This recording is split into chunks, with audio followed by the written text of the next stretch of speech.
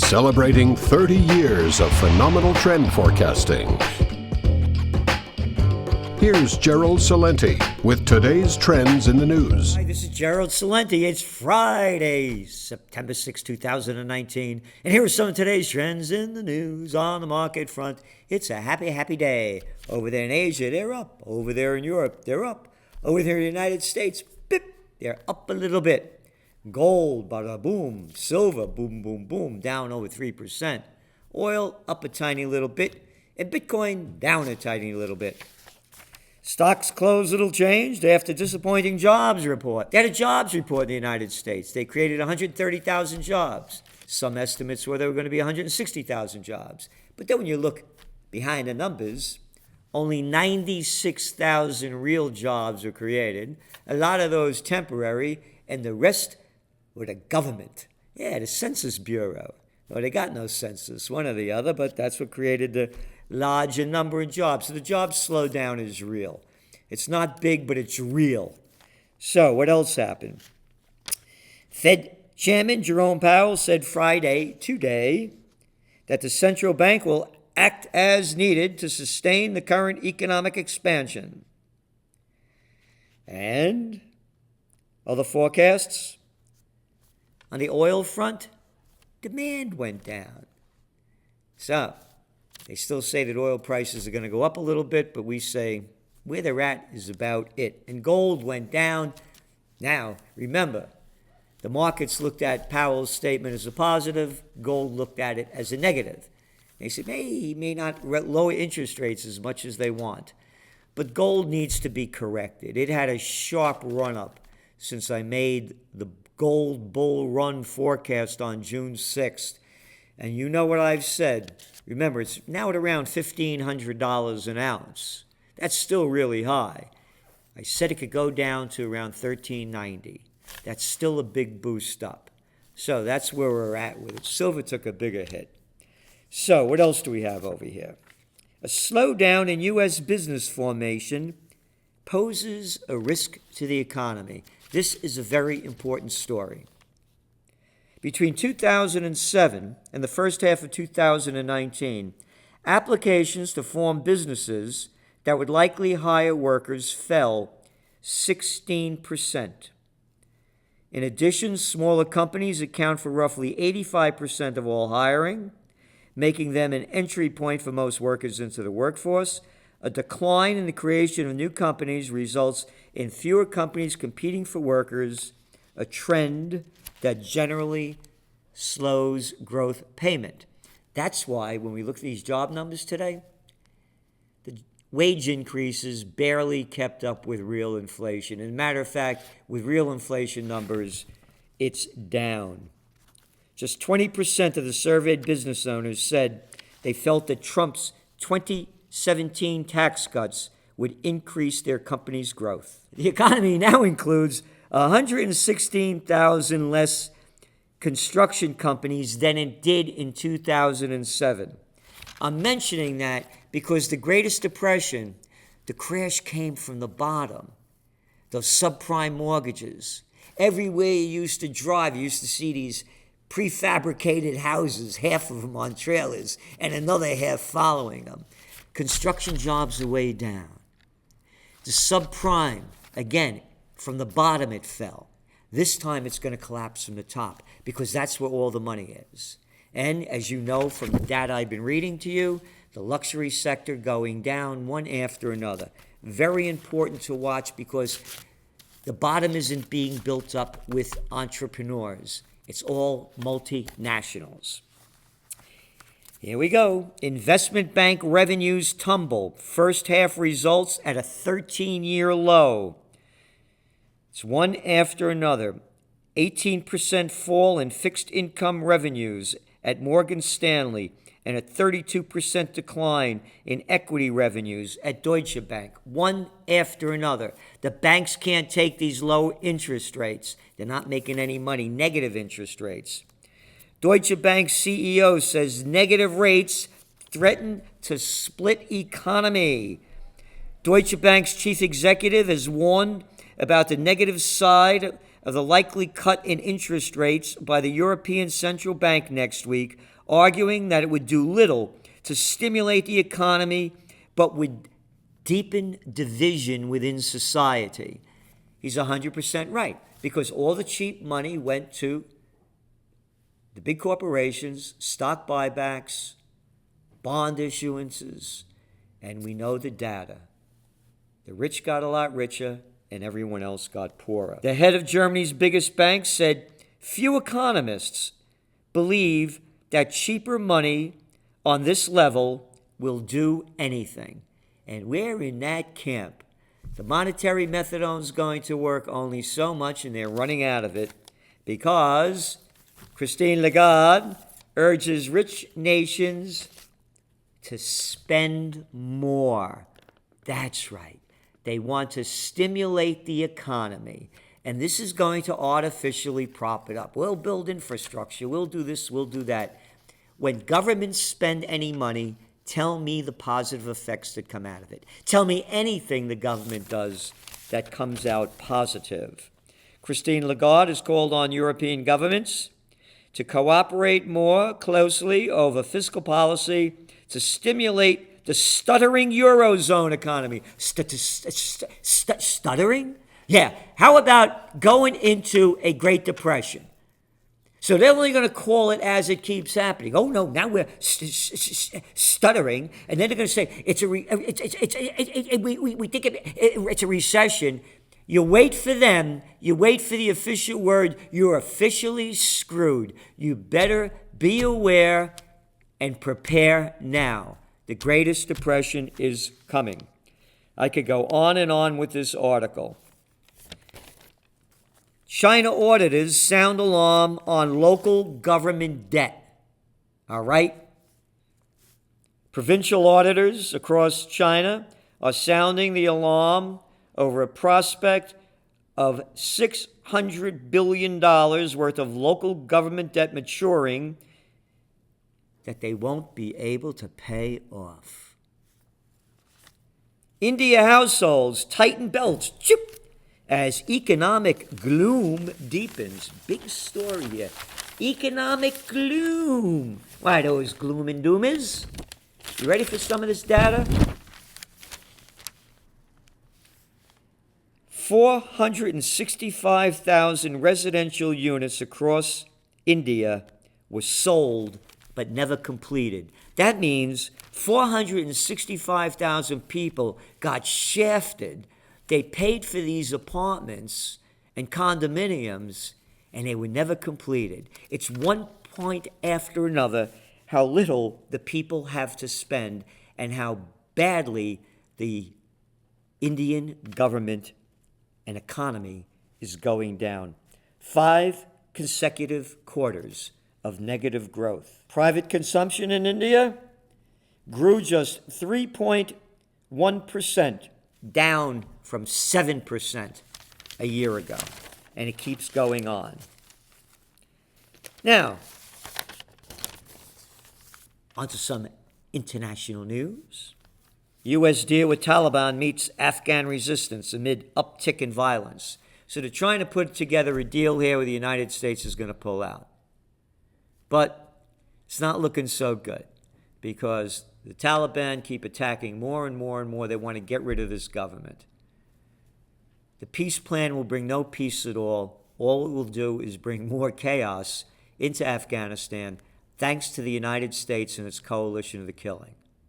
So the Taliban will probably be back in control within a couple of years. I'm not saying good or bad, right or wrong, because they got a corrupt government over there anyway. And the bottom line, it's none of my business. And of course, it's none of my business what goes on in any country other than our country. But the bullshit of it all is how we're democracies and they're terrible peoples. How about this one? How about for the UK, or maybe the you-know-what-K? UK court backs police use of facial recognition technology. Campaigners challenging the use of facial recognition technology by UK police force have lost a court battle in the first case of its kind to be considered anywhere in the world. We got these little detectives looking at us, following us. We're going to arrest them. We got them on this. What kind of freedom is this? They listen to everything that you say. They have facial recognition. They're watching us all the time. Freedom, and then these sick politicians have the nerve to say, we're going to bring freedom and democracy to that country. We'll slaughter 1 million people. It'll cost you a couple of $1 trillion, and the people buy the bullshit. That's right. Finland calls on European Union to foster better ties with Russia. Yeah, they're saying how important it is that Russia and the European Union work together. And the only issue they have is over the Ukraine and Crimea. But here's the way they report it, and this is why it's important, another trend tracking lesson, why you have to read the whole story. At the very last paragraph, but some EU states, including the Baltic states and Poland, have deep misgivings on any accommodation with Mr. Putin, given Russia's record of election interference. Total bullshit. Not one shred of evidence after 2 years of FBI, CIA, NSA intelligence, which is an oxymoron for the intelligence agencies because these morons have no intelligence. Not one shred of evidence. We believe we conclude, oh yeah, like Saddam Hussein had weapons of mass destruction, same catch, right? But that's the language that they use, and it goes on. They also said, because of Russia's attempted assassination of former Russian spy in the UK last year. There was absolutely no proof that Russia did anything to this third-rate guy and his daughter. And remember, this was the most deadliest poison ever invented. Hey, and the cat lived. So again, just more bullshit. You got it. And what else do we have here? Wonderful. U.S. targets tanker captains in strategy to halt Iranian oil. 4 days before U.S. imposed sanctions on the Iranian tanker suspected of shipping oil to Syria. How dare they ship oil to Syria? We don't want to go in there. It's against our regulations, says the EU. The vessel's Indian captain received an unusual email from the Department of State's top Iranian official. Quote, this is Brian Hook. Did you ever see this guy? How about Captain Hook? Because this guy is just a nothing little losing, arrogant jerk, just like the rest of them. Or maybe you like Bolton. Hey, how about Pompeo? Anyway, I work for Secretary of State Mike Pompeo and serve as the U.S. representative for Iran. U.S. representative for Iran? What does the U.S. represent for Iran other than warfare, economic warfare? He goes on. The good news that he was saying was that the Trump administration was offering this captain several $1 million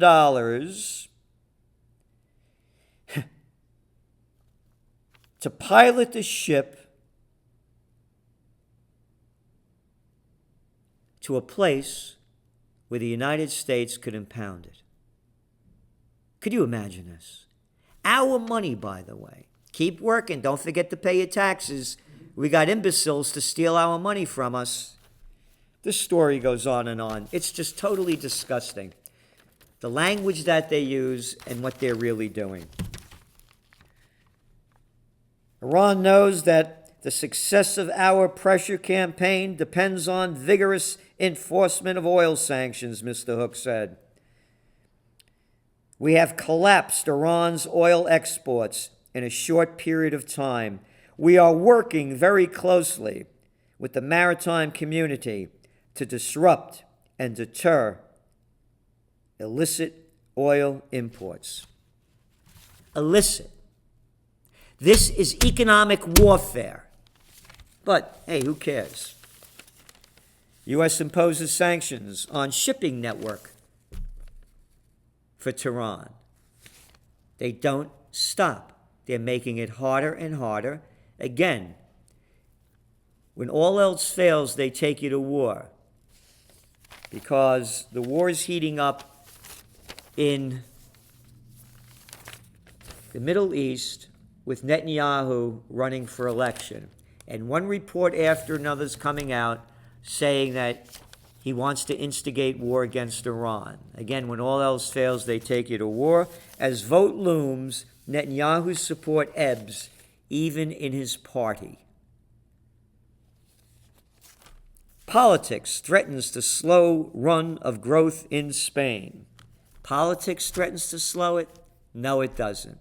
But they use politics as the example, just as they use trade wars. Again, no trade war going on in India, and I just read you all about what's going on in India with their economy. It's a global slowdown. This has nothing to do with politics. Spain's economy has begun to show signs of slowing. Consumption, in part, has fueled by government's decision to stimulate the economy. And they also raised wages. Kroger enters meatless market with its own patties. You know, those plant-based foods. Big business, going to grow continually.